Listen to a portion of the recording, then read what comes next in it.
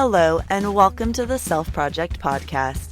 I'm your host, Christy Martin, and I am here to share with you my own journey to self-empowerment and all of the things that I have learned along the way. I pull from my vastly unique encounters, wide variety of experiences, and overly active imagination to bring to you, well, just absolutely everything I know. We are going to deep dive into spirituality, transformation, and healing. We are going to empower you to change your life, raise your vibe, and create the life you want to be living. Hello and welcome back. I am so glad that you are here today.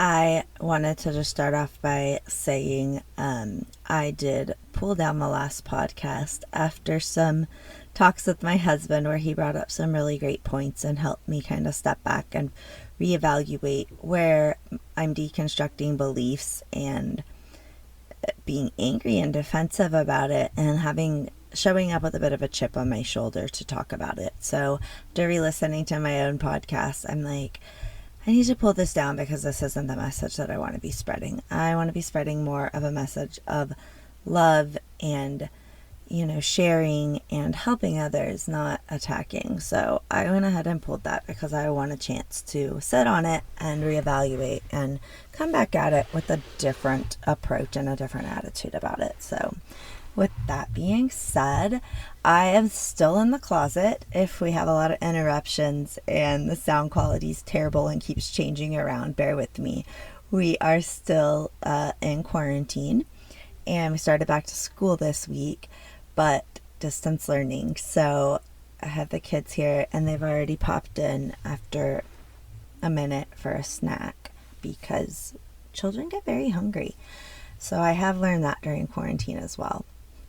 But what we are here to talk about today is I used to be a nurse. I want to talk about nursing and the impact that can have on the brain and the storage of trauma and really just trauma in general. So when I hear the word trauma coming from my nursing background, I really think of, more of an event, like a traumatic event, a car accident, a abusive situation, a death of somebody you were really close with.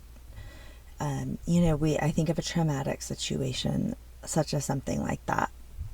And I've always kind of struggled with, why did I struggle with addiction? My childhood was fine growing up. I never really experienced anything that I would label as traumatic, like super distressing. And so I've found myself a lot lately on this quest of like, why was I such drama, and thinking that I had so many things to drink about, and, thinking that I had it so hard and this and that. So it's been interesting what I've come up with, but it also makes a lot of sense. So I've since learned that trauma doesn't necessarily have to mean a huge trauma. So it does not have to be something earth-shattering or life-changing or, incredibly intense that happened to you for it to stick as trauma. Let me use the example of, this is a long time ago, when I was pregnant with our oldest boy. I was about 5 months pregnant. I was in the summer before my last semester of nursing school, and my husband was up on the roof. I don't even know. I think he was maybe installing a satellite dish, but he went to get off the ladder and he fell. So straight from the roof to the concrete, it was like, I don't know, maybe an 8-10 foot fall, but it knocked him out. And I was standing there the whole time just watching because I'd been holding the ladder for him. Well, he missed the whole entire ladder.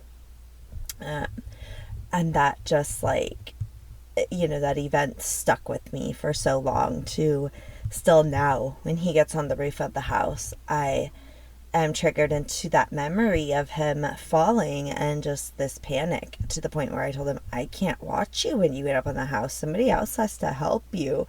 I'm more traumatized by it than he is now. So it could just be things as simple as somebody saying something to you, especially as a child, a teacher telling you something, like in fourth grade when I couldn't see the chalkboard from the back of the room, and my teacher just kept getting irritated with me because I couldn't answer her questions. I couldn't see what was up there. And so finally she's like, "Are you blind?" I'm like, "Yeah, I kind of am. I can't see the board." And so when I went home, I told my mom this, and we went to the eye doctor, and like literally he's like, "I don't even know how you see, like your vision's horrible." So that's always stuck, with me too. Something as simple as the teacher calling me out for something like that has really traumatized me too. So just, there's so many things. So once I learned that, on top of something called generational or transgenerational or historical trauma, there is also, because trauma can also be stored in our bodies, in our DNA, not are we only dealing with our own experiences, so any of our own traumatic experiences that we, that we have, but we're also dealing with the trauma that's been passed on by our parents, by our grandparents, great grandparents. Like, I believe it's generational trauma can be held in DNA and passed down for like 10 to 15 generations. That is a tremendous span of time. So we are still processing everything that our ancestors went through, and think of everything that they've gone through in just the last 150 years. As women being oppressed, and finally we really haven't had our freedom and our rights for that long, and still look at the equalities that we're still fighting for. We can look at, what experience did our grandparents go through? Did they serve in a war? Did they, experience migration for immigration? Did they experience homelessness? So they experience their own traumas that they weren't able to process, so those get stuck in the body, in the genes, in the DNA, and they just get passed on and on and on. So we're not even talking about necessarily the physical traumas that happen as well, but this can also be talking about like the belief systems, the behaviors, the relationships, the way that we view the world, and the way that we're supposed to show up to it, what we believe, the beliefs that we've picked up. That could also be trauma. So this whole concept of actually generational trauma was first kind of recognized around 1966. A study began of children of survivors of the Holocaust and grandchildren, and it was showed that they still were carrying around, these fears and this trauma from those things that had happened to their ancestors. Not only generational trauma, so whatever my family has gone through, what's happened in my life that I maybe haven't even associated as trauma because I thought, oh, it's not that bad. I started to really look at my time as a nurse in the emergency room. As a nurse, we bear witness to a lot of things. Life, death, abuse, trauma, grief, hopelessness, despair, you name it. We see people at their, lowest moments when they need somebody the most, depending on whatever they are going through at the time. People when they're at their most fearful, they're at their sickest. We see a lot. And I always, I was always very empathetic and very caring of my patients, and I always felt very invested in, what happened with them and how everybody, was processing emotions, from the family to the patient to everybody around them. And we all, I think, as a nurse, you have this ability to flip the switch and shut it off. You can work on autopilot. You can shut off the emotions long enough to do the job, to save the life, to do what you need to do. And then when you're out of that moment, when the adrenaline wears off and everything starts to settle in and you allow yourself to sit with it and process it, that's when the emotions hit. That's when the ugly crying hits. That's when it hits you hard. There's a lot of that, and I held space for that this is just how it is. But I never ever thought of the idea of my body holding on to this trauma. I always thought myself like, these stories fill my heart. These faces are still in my mind, but they would fade. Like nothing would stick with me to the point of giving me nightmares or, anything like that. I thought, let me say that.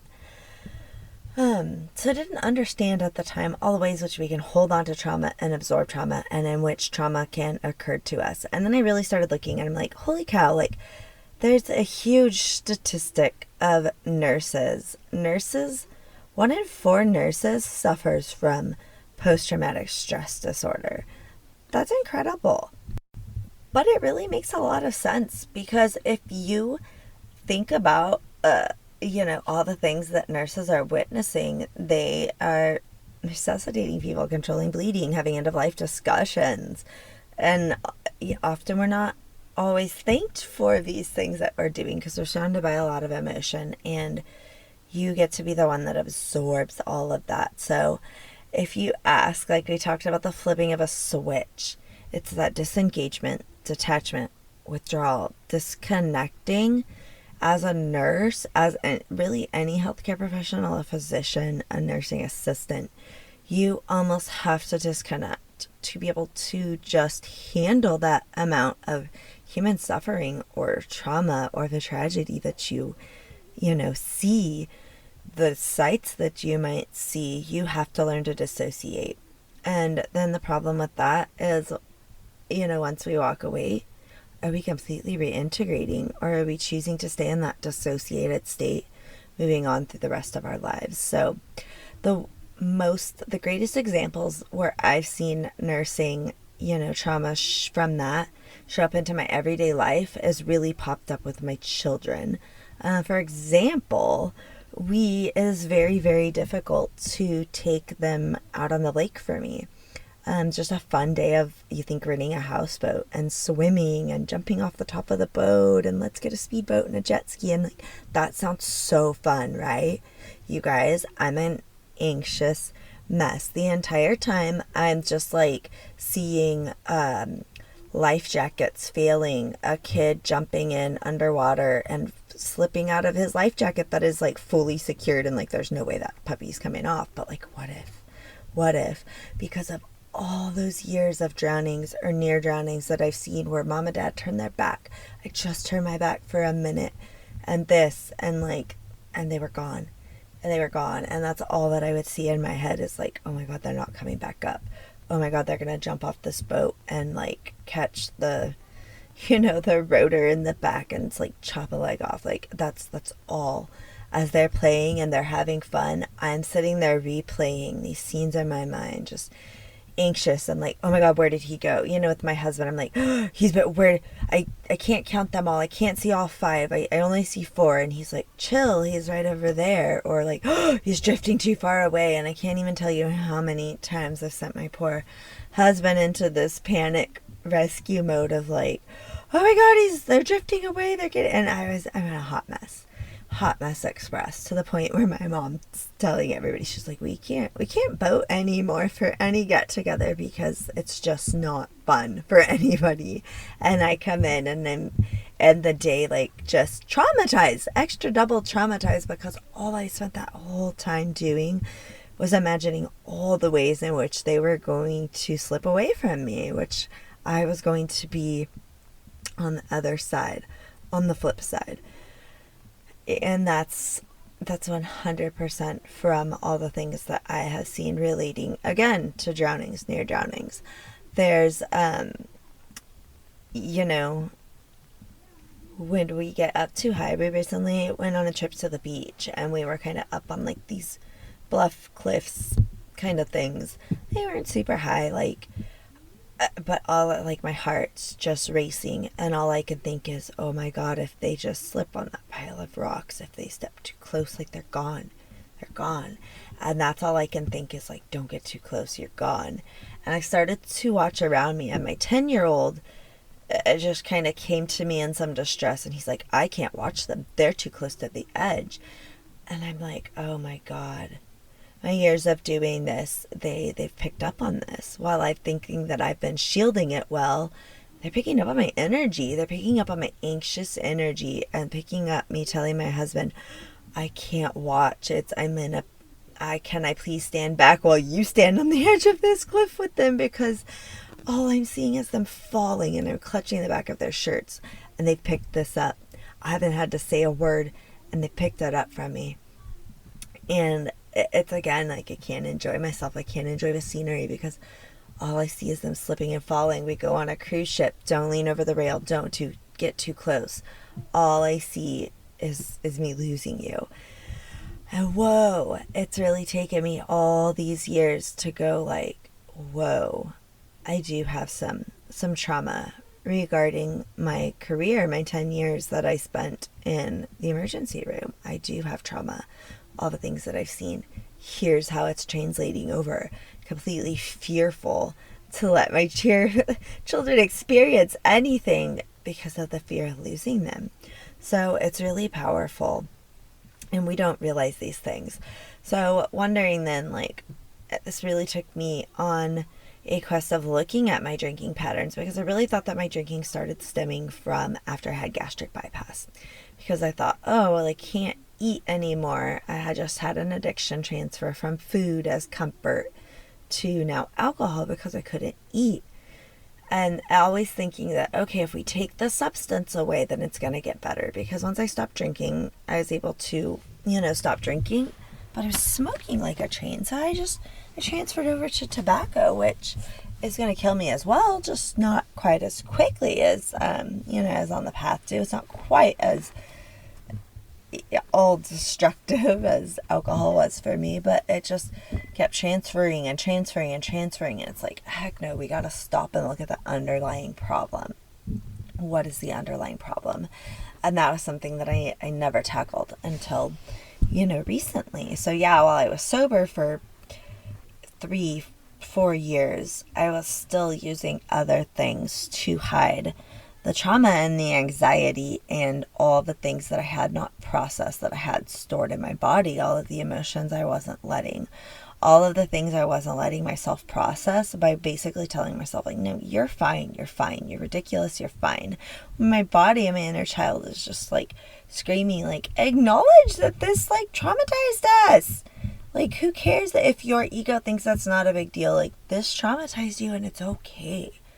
Doesn't matter how big or small it was. Like, it traumatized you and that's okay. You have to freaking honor that. And now you gotta go work through that. So we're doing now. So if you're feeling, we can go through some more of like how exactly trauma affects the brain. But that's getting into a lot of, talking about hormones in different areas of the brain and what those areas are doing and how those areas of the brain are then responding to stress and trauma. And so basically, when you have a trauma occur, your body, your brain activates this protective mechanism. So the fight or flight response, it shuts down all the parts of your body that are non-essential. So like your digestive system, those are getting shut down because at the moment that stress has thrown you into survival instinct. It's too much for you to handle. It overloads your nervous system. It stops you from processing the trauma. It stops your body in this fight or flight response, that adrenaline response, and that traumatic energy. That energy is stored in your muscles, your organs, your tissues, your cells that are surrounding that. I really want you to look when you get like stressed or tensed, or you maybe think about a situation that was very traumatic for you. I want you to like feel into your body. Do you feel a part of your body tensing up? Is there a part of your body that's in pain when you think about anything surrounding that memory? A part of your body that holds a lot of physical pain or tension? You're storing trauma there. You're storing something there. And when you store it in your tissue, your brain starts to disconnect from that part of the body because it wants to block that experience. It wants to block that memory, block that recall. And it's like we get stuck in this pattern. You get stuck in almost this misfire pattern because the trauma disrupted your neuro pathways, your neuroconnections, and it formed a new connection. When you think of this experience, or you smell that certain smell, or somebody says that certain thing, or you feel this certain way, it triggers that pathway and that memory and that new response that was created from that very first traumatic event. So there's so many different things that go on. Our bodies are incredible. Our brains are incredible, and they're all interconnected. So now you're wondering, like, okay, I've got this trauma going on now. Now what do I do with it? And that's where I invite you healing. You know, you may be going through therapy where you've met with a therapist and you're working with a therapist. You may practice a routine of self-care. You may decide to engage in energy healing. A big thing for me has been breath work. Breath work is a great way to get stagnant energy going and to release trauma and emotions from the body. It's been incredible, just the amount of stuff I've been able to release and the realizations that I've had about unprocessed trauma that I didn't even know that was something that was sticking with me and bothering me, and that had caused this cascade of beliefs or behaviors behind it. So it's really almost like an incredible discovery, self-discovery experience. Like, whoa, I did not know that was something that was still affecting me. Like, okay, how can we go about tackling this now? Because, you know, awareness is half the victory, half the battle. So just going back to how it affected me, and really my drinking. So like I said, I thought it started from my gastric bypass, but I really started examining. My drinking started before that. Heavily drinking. I would remember we'd have a really tough night at work, and we would go to church the next morning. 7 o'clock in the morning, we were going to church, which was our local bar, to just drink depending on what had happened for the night, just to release it and find some camaraderie and some lightness among the heaviness. And it really started kind of progressing with that. So I often wonder, would I have, turned to alcohol anyways without the gastric bypass? And one will never know. But being a nurse, dealing with all of that, then I wondered, like, how much support is out there for nurses? How much is this is recognized? How much is this, are we helping nurses? Because my battle with substance abuse, with alcohol abuse, led to some personal choices that I made in my life, some things that I did that led to consequences that eventually led to the loss of my nursing license. And it was kind of funny because when I was appealing that whole process of it, and I had to speak on my behalf to basically defend myself, I wasn't going to be able to pay for all of the things that I had to do at the time to keep my license because I was a stay-at-home mom. I wasn't working. I wasn't using my license, and I hadn't been for a while. And one of the things they said was, why do you even want to keep your license if you're not using it? And I was like, whoa, do you not understand, like, how hard I worked for that, how proud I was of that, how much I identified with that. So that was a really powerful realization. And, ever since then, I just thought it was funny. Like, that piece of paper I really let define me because I still use the verbiage of, like, I used to be a nurse. So the fact that I no longer have that piece of paper, that I had it taken from me from some personal choices that I made in my life, I let that strip away the title and the knowledge and the beliefs that I had about myself. When I'm like, you didn't lose any of the knowledge. You didn't lose any of the caring, any of the benefits that you could offer anybody. You didn't lose that. Nobody stripped away your experiences and your knowledge just because they took away this little title from you. So that was a really powerful realization too, because I really struggled to even talk about ever being a nurse or anything healthcare related or anything to do with science because I thought you were no longer qualified to speak on these things. You're no longer, qualified to administer Tylenol to your own children. It was just ridiculous, these beliefs that I built up around that title and then the stripping away of that title. So it's just been really almost kind of beautiful to unpack these layers of healing and trauma and to watch how many beliefs built on top of other beliefs, and when you deconstruct one, how many other things start resolving and falling away. So again, if you're dealing with this unresolved trauma, breathwork's a great place to start.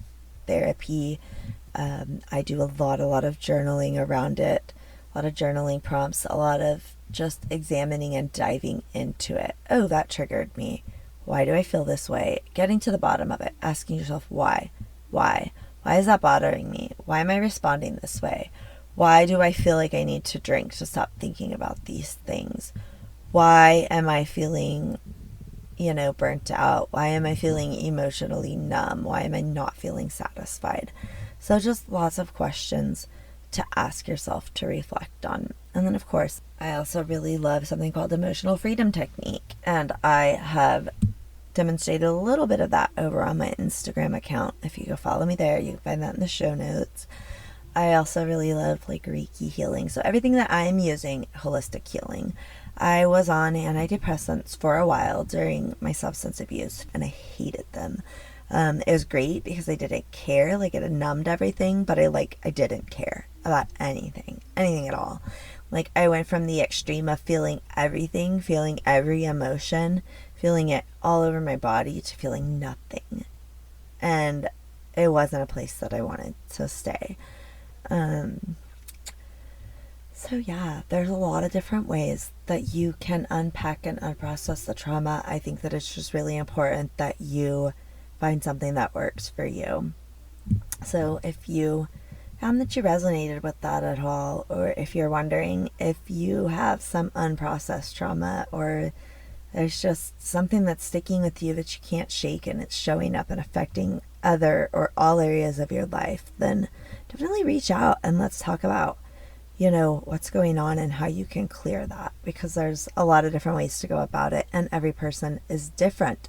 So what works for one might not work for somebody else. And I think an individual approach, the more individual of an approach that you can take to whatever's going on with you, the more success that you're going to have. So definitely reach out. So we'll go ahead. I'm going to wrap that up, just sharing a little bit of my story, a little bit how trauma stores in your body and how it can come from literally anywhere. So you may know what you're feeling.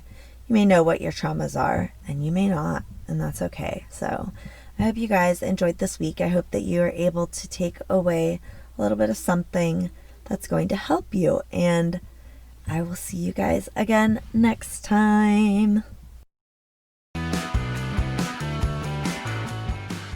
Thank you so much for joining me today for the Self Project podcast. I hope that you were able to find something useful or inspirational to take away with you today. So come and connect with me over on Instagram. It's @_Christy Martin, and let me know what you want to hear more of. Go ahead and subscribe to the podcast and leave a review, and I will see you next time.